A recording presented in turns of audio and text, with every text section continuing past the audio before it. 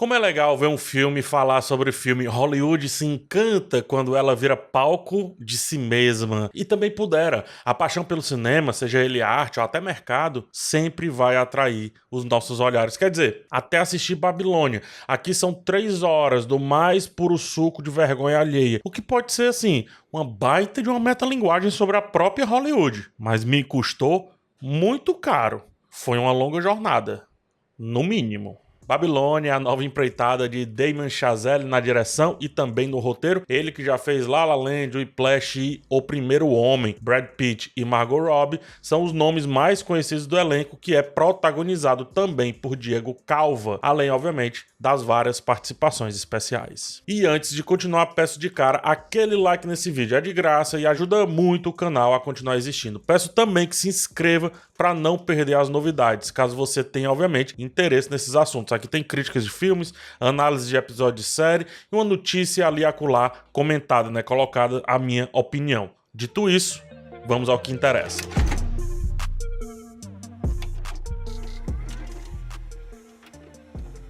A discussão trazida por Babilônia não é muito boa. É excelente. E a visão aprimorada do Damien Chazelle para uma indústria que ele chegou um dia desses, mas parece estar há muito tempo, é perfeita para conduzir essa ideia inicial. Ele é crítico e debochado, ao mesmo tempo que é um apaixonado por essa forma de arte. É como se ele amasse a arte, mas odiasse o que o espetáculo proporciona com os seus subalternos, né? Digamos assim, os atores, atrizes, diretor, os envolvidos ali na produção. Em Whiplash, ele contou essa história do garoto que é amassado pelo seu esforço de ser um artista e por um cara que não consegue ser minimamente afável, digamos assim, né? Em La La Land, ele fala sobre esse casal que é atravessado pelas intempéries do show business. Aqui não é tão diferente. Ele vem novamente evidenciar como Hollywood, ou a mão invisível do espetáculo que se abraça ao mercado e à tecnologia, ou quem sabe também aos prazeres de alguns fanfarrões que controlam esse todo, como essa indústria precisa matar para fazer nascer o novo sempre, o tempo inteiro. O negro é humilhado, o imigrante que um dia foi importantíssimo para os corredores desse trabalho é estilhaçado, a beleza e a qualidade específica de uma atriz e de um ator também são amordaçados e o galã é totalmente desidratado ao tentar se adaptar ao novo o tempo inteiro, também como a própria Hollywood. O problema é que a indústria prospera e as pessoas ficam. Nellie Larroy e Jack Conrad são excelentes atores quando o cinema era mudo, mas que não conseguem se adaptar ao cinema falado. As vozes não encaixam, a movimentação, o jeito calmo e contido de se fazer filme de estúdio, que muda o ritmo da coisa toda. E fora isso também, os profissionais que não conseguem se adaptar e que se esfolam porque precisam entender os pormenores das novas tecnologias. Tudo isso faz com que ídolos antigos sejam agora esquecidos,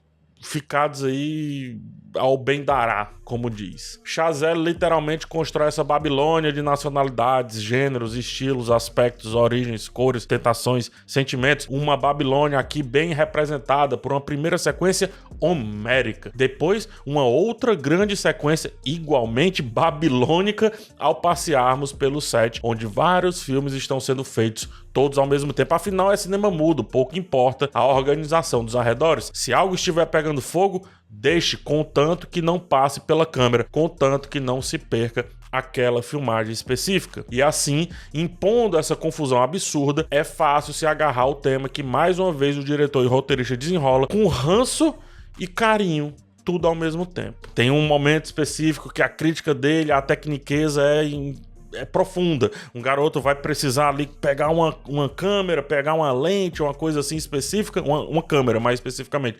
E aí ficou perguntando, essa é a versão tal ou a versão tal? E o garoto diz, cara, tanto faz. E no final, pra fazer um filme, tanto faz, né? Veja só, grandes filmes que são feitos com grandes câmeras, Panavision, sei lá, IMAX, etc. E outros que são feitos com o próprio celular. Então, assim, tanto faz. E aí, o Chazelle critica isso também. O problema é quando tudo isso acaba. Ou seja, quando esse tipo de cinema se desfaz. E aí a Babilônia também se desfaz enquanto seus personagens vão se reconstruindo ou se destruindo dentro das suas próprias histórias. Babilônia tem essa sacada interessantíssima de se autodestruir como uma crítica a mais uma virada de era de Hollywood que torna obsoleto tudo aquilo que a levou até ali. E aqui fica a dúvida: autodestruir o seu próprio filme foi proposital ou não? A verdade é que pouco importa se quis cruzar ou chutar no gol. O fato é que o auge do filme está na sua 1h30 inicial, bem como a 1h30 final é tão tenebrosa quanto aquilo que está por trás das câmeras dos filmes. As assinaturas de Chazelle se entregam propositalmente exageradas. A virada de câmera de La La Land, que ficou clássica ao ter o seu making-of popularizado aí nas redes, é tão usada que propõe tontura ao espectador mais sensível. A fotografia nos leva para essa espiral do exagero, para a corrosão da nossa vista, para um vórtex quase sem saída. É cansativo e, quando menos espero, o filme puxa totalmente o freio de mão, como quem pede para que sintamos calados todos os efeitos que foram propostos anteriormente, agora há pouco, e depois volta a mesma loucura, se concluindo em mais uma paz, como se em nenhum momento ele tivesse gritado tanto. É um filme muito bipolar, gente.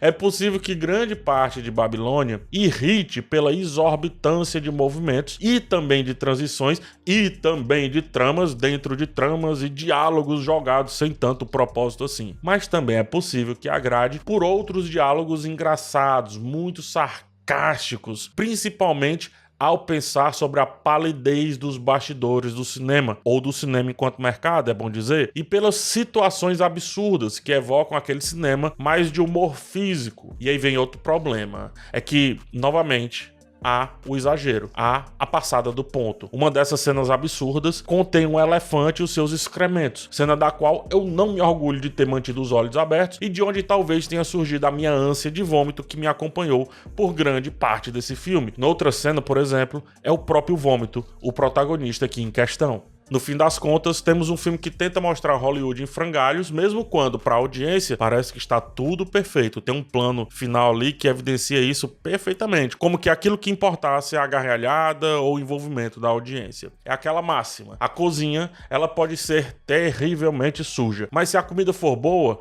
acredito que ninguém vai perguntar sobre o processo. Só vai querer mais e sempre voltar para aquele restaurante. O criador evidentemente tem ojeriza a muita coisa dessa grande indústria. A ojeriza é tão grande que ele propõe destruir o próprio filme a favor justamente desse sentimento. A deselegância da direção da segunda metade de Babilônia é a representação perfeita do que o filme ele quer debater. Pena que isso custou a própria vida do filme. Custou a própria experiência de sentar e ver isso com paz. Não se tem paz em Babilônia. São 3 longas horas de uma montanha russa lotada de vergonha alheia desse filme que se insulta para, quem sabe, fazer caber a sua própria crítica. Eu demorei a entender a proposta. Agora, entre entender e aceitar, tem muita cena escatológica e muito diálogo inútil nesse meio do caminho. Jamais me aventuraria novamente por essas bandas de Babilônia. Jamais.